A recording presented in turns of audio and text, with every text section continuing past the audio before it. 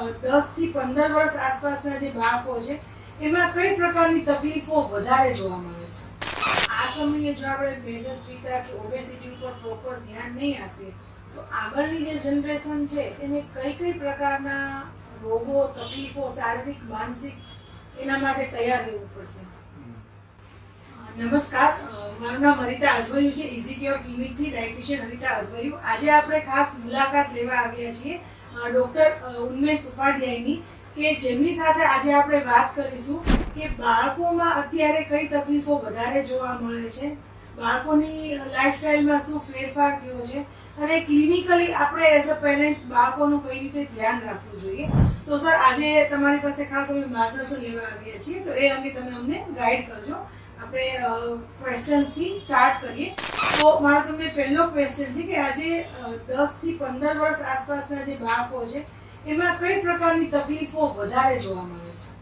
અત્યારે 10 થી 15 વર્ષની ઉંમરના બાળકો જે અમારી પાસે આવે છે ચેકઅપ માટે, એમાં મુખ્યત્વે જે છે એનું વજનનું પ્રમાણ વધારે, ઓવરવેઇટ અથવા તો ઓબેસિટી, પછી મેન્ટલ હેલ્થ એટલે કે ડિપ્રેશન, એન્ઝાઇટી, એ બધા મેજર પ્રોબ્લેમ્સ હોય છે.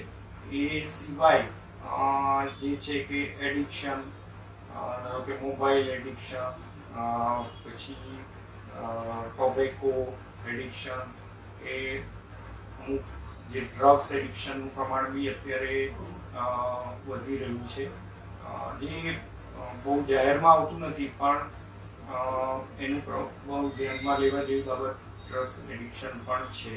બીજું, ઇન્ફેક્શનની રીતે જોવા જઈએ તો જે ગર્લ્સ એડોલેસન્ટ ચાઇલ્ડ હોય છે એમાં ન્યુટ્રિશન, પુઅર ન્યુટ્રિશન હોય છે, એટલે આયરનનું પ્રમાણ ઓછું હોય છે.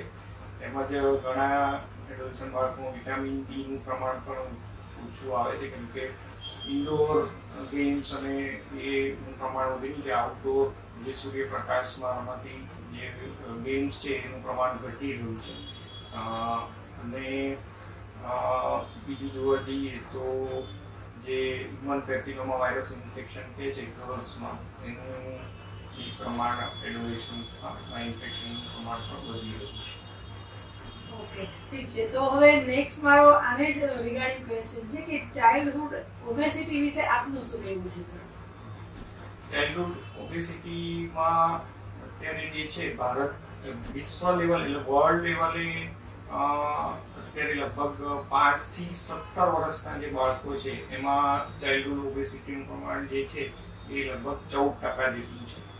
અને જે લગભગ અત્યારે જે WHO લેટેસ્ટ જે અપડેટ છે એમાં જો બાળકોનું આ ઓબેસિટી અને ઓવરવેટ પર ધ્યાન નહીં રાખવામાં આવે તો લગભગ 2030માં ખાલી ભારતમાં જ લગભગ 27 મિલિયન બાળકો ઓવરવેટ કે ઓબેસિટી હશે, મતલબ ઓબેસિટી એમાં જોવા મળશે.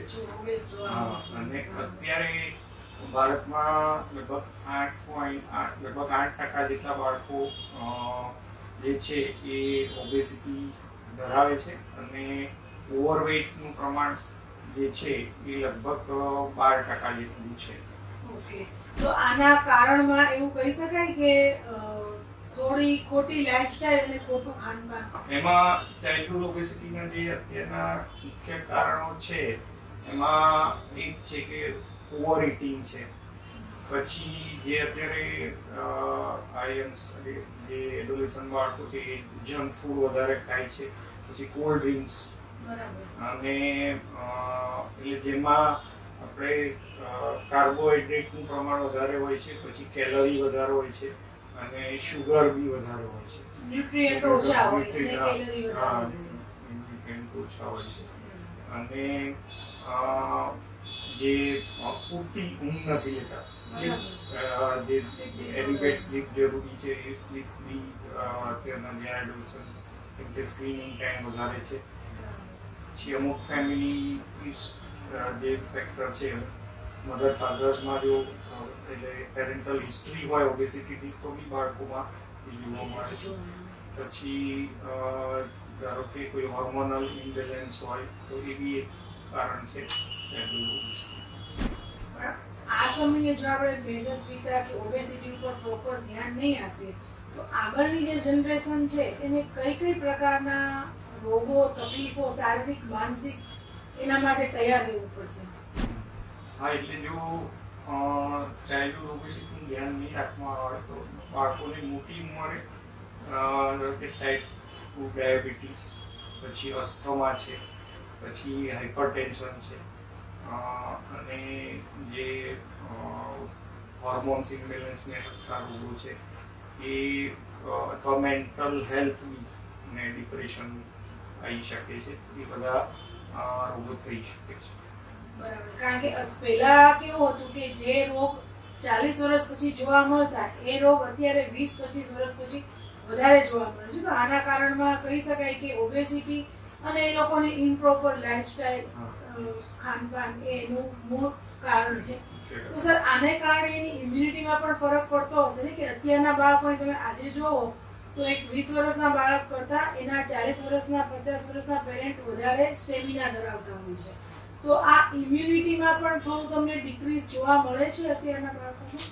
હા, એ બી કહી શકાય, કેમ કે મોટે ભાગે ઓવરવેઇટ ને ઓબેસ બાળકો જો હોય તો એમનું ડાયટમાં ન્યુટ્રિશન ઓછું હોય છે, એટલે અને બીજું હાઈ કેલરી અને હાઈ શુગર વાળા ડાયટ લે છે, એટલે એનું જે ઇમ્યુનિટી ઓછી હોય છે ને, અને રોગ સામે લડવાની જે શક્તિ છે એ બી એને લીધે ઓછી થાય છે, એટલે એ લોકોને ઇન્ફેક્શન બી જલ્દી લાગી શકે. સાથે અપૂરતી ઊંઘ લેતા હોય એને પ્રોપર જે રાતના સમયનું થવું જોઈએ મેન્ટેનન્સ એ થતું નથી. તો સર તમારો ખાસ શું સંદેશ છે અત્યારના યુવા વર્ગને, અત્યારના પેરેન્ટ્સને, કે આમાં આ સિચ્યુએશનમાં આપણે કઈ રીતે ધીરે ધીરે સુધારો કરી શકીએ? પહેલું તો એ છે, દરેક માતા પિતાને મારે એ સૂચના આપવાની કે એના બાળકના ડાયટ વિશે પૂરતું ધ્યાન આપે. જે જંક ફૂડ અને high calorie, high sugar diet જે છે એના સામે સંપૂર્ણ બેલેન્સ ડાયટ, એટલે કે કાર્બોહાઈડ્રેટ નું પ્રમાણ, પ્રોટીન અને ફેટ એનું સપ્રમાણ હોય એવો ડાયટ વધારે આપવું જોઈએ. અને બીજું કે બાળકોને ટીવી જોતા જે બાળકો ફૂડ લેતા હોય છે, તો એ મતલબ એ એક ઘરમાં નિયમ બનાવી દેવો જોઈએ કે ભાઈ ટીવી જોતા કે મોબાઈલ જોતા જમવાનું નહીં, એ વખતે જે મીડિયા બંધ હોવું જોઈએ, એ કહી શકાય. અને બીજું કે બાળકોને તમારે ન્યુટ્રિશન વિશે જો સાચું એ લોકોને સમજ આપવા માટે એ બી વસ્તુ છે કે એ લોકોને આમાં ઘરની વસ્તુઓ બનાવવામાં ઇન્વોલ્વ કરો. ધારો કે એને વેકેશન હોય તો બી શાકભાજી લેવા મોકલો, કે એનું ઘરમાં જે ફૂડ પ્રિપેર થતું હોય તો એમાં એ લોકોને મદદ કરવાનું કહો, તો એ લોકોને સાચી મતલબ એ ખબર બી પડે કે આ ફૂડનું મહત્વ શું છે, એમાંથી કેટલું ન્યુટ્રિશન મળે છે, એટલે એ બી એક જરૂરી છે. એ સિવાય જે સ્ક્રીનિંગ ટાઈમ છે એ બી ઘટાડવો જરૂરી છે, એટલે લગભગ મતલબ દિવસનું 1 થી 2 કલાકથી વધારે ના હોવો જોઈએ સ્ક્રીનિંગ ટાઈમ. અને ટીવી, કોમ્પ્યુટર અને જે મોબાઈલ એ બધું થઈ ગયું. અને જે એડિક્શન જે અમુક છે અત્યારે જે વધતા જાય છે, ડ્રગ્સ ને તો એથી દૂર રહેવું જોઈએ. તેમજ ફિઝિકલ એક્ટિવિટી એ જરૂરી છે, એમ કે દરરોજની લગભગ 1 થી 2 કલાક તો મિનિમમ 60 મિનિટ ગેમ રમવાથી કે કોઈ સ્પોર્ટ્સ એક્ટિવિટી દ્વારા જે કસરત કરવી જરૂરી છે. Okay, thank you very much sir. તમે અમને એટલું સરસ ગાઈડન્સ આપ્યું અને પેરેન્ટ્સને અને અત્યારના યુવા વર્ગને તમે એક સરસ સજેશન આપ્યું. સો ઇઝીક્યોરના અમારા બધા જ પેશન્ટ અને અમારા બધા જ ક્લાયન્ટ તમારા માટે આભારી છે. અને સર ફરી વખત અમને ક્યારેય પણ તમારા માર્ગદર્શનની જરૂર પડશે તો અમે ચોક્કસ અમારી પાસે આવીશું. Thank you sir.